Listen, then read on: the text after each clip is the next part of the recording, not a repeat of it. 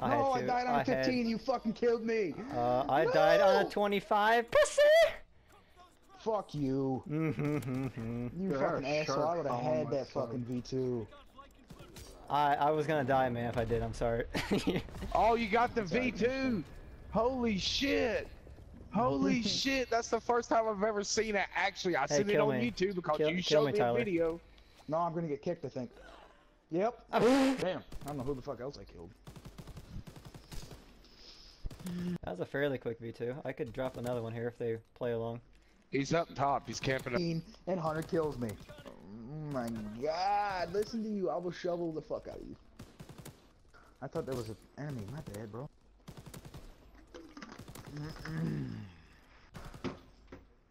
Trying anything to drown out the pain. Y'all know Hunter is so thirsty. I'm pissed. Pissed at you. Hunter, you getting quiet, bro. You about to drop another one or something? I did. Double V2 hype. Woohoo! First, third, no bonus. I can. Thank you, teammate killed me. Double. Oh my god. Another one? Yo, what's up everybody? It's Hamii here. Welcome back to another one of our videos, and today we're going to be talking about the upcoming public event, The Resistance. Now this runs from January 23rd through February 27th. And it's a all-free event that's coming out. That's hard to believe, but they say everything in it is going to be free this time. The only thing you will have to pay for is the new variants that come with supply drops. Call of Duty has released an official trailer for this event. It has all the information included in it. So if you want to see the official video, I will leave a link in the description below to their YouTube video. But anyway, besides that, this event is based around the French Resistance in World War II. And it's a pretty exciting looking event. We get a lot of new content coming to it. It's free, which is cool. You will get a free supply drop once a week, a Resistance themed supply drop. We'll have double XP playlists just like the last event. We'll get a few new guns, a few returning game modes, which looks exciting. But the most exciting thing is probably, if not the weapons, probably the new division we're getting. Yep, we are getting a new division to the game. Now I'm going to try to go through everything they talked about in the trailer and give you the information that they might not have given you, or our opinions, what we think about the upcoming event. So the first thing we're going to start off with is probably the new division. It's the Resistance division. It's an interesting looking division. It has some cool attributes to it. You get a pistol, tack knife, like old World or MW2, where you run around with your pistol in your hand with pistol out and your knife. You can knife real quick while not having to hit the melee button and pull it up, and takes a lot longer. So that's pretty cool if you're a knifer. You get the Scrambler perk, just like you had in MW2, or the little Scrambler thing you set down in MW3. Or that may have been Black Ops. Either one. It was either MW3 or Black Ops 1. You can scramble your enemy's radar that's nearby.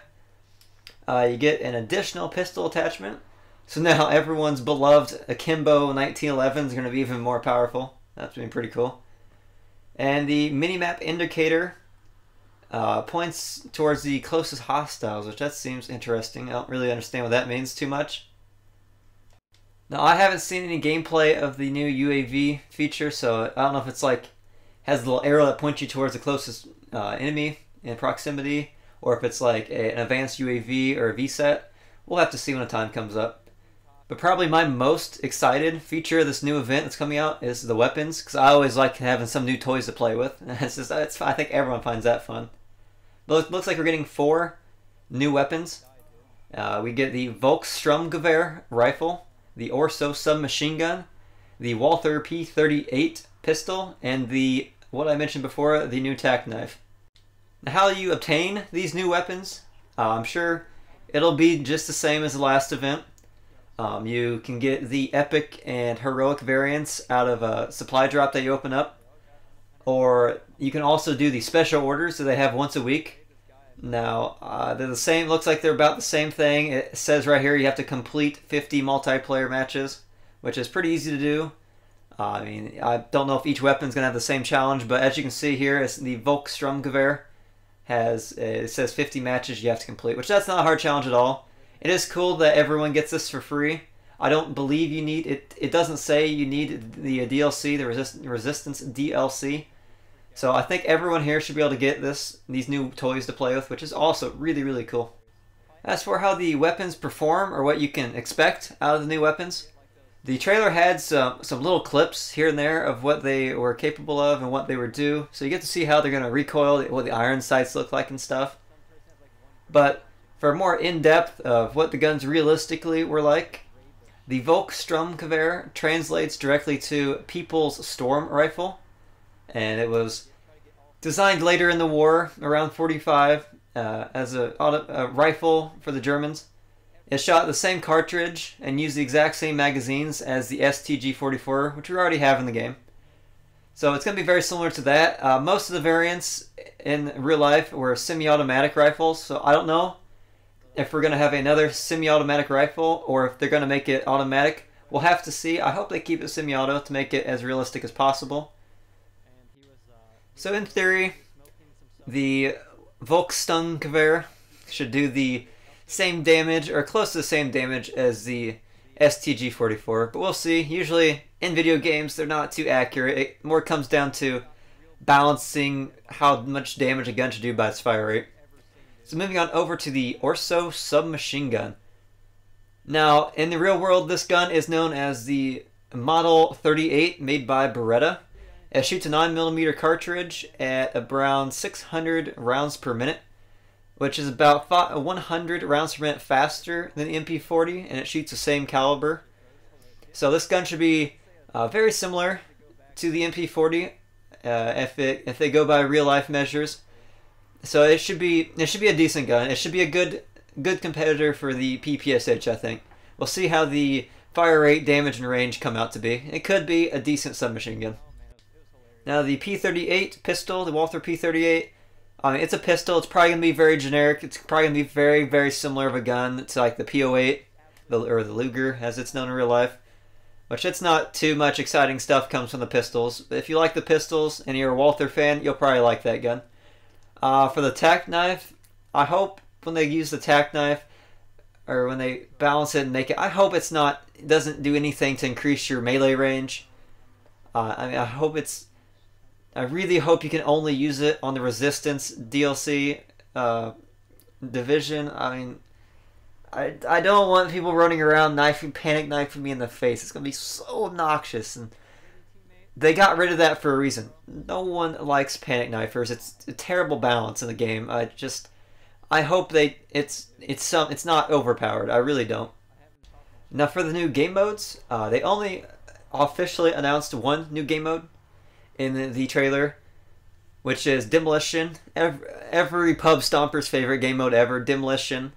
I would like to see it like the original Call of Duty Demolitions, where it's very, very similar to Capture the Flag in this game, but instead of a flag, you have 2 bomb sites. It really needs to be 100 points a kill. If this game mode's only 50 points a kill, no one's going to play it. It's not going to be beneficial at all to leaderboard grinders or pub stompers, so as long as Demolition has the same spawn system as it did in the earlier games, where you can't flip the spawns, and it's 100 points a kill, I think this will be a really fun game mode. It was definitely one of my favorite game modes in the older games, because I used to love pub stomping, dropping 200, 300 kills in a lobby on it, getting a whole bunch of XP. Just a lot of fun.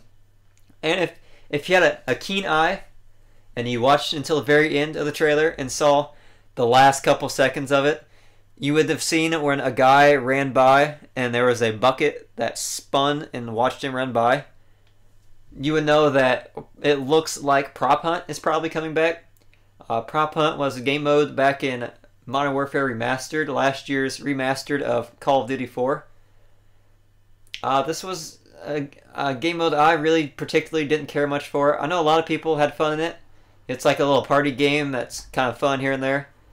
I hope it's not. I hope you get terrible score from it, so you can't just set AFK and grind leaderboard score.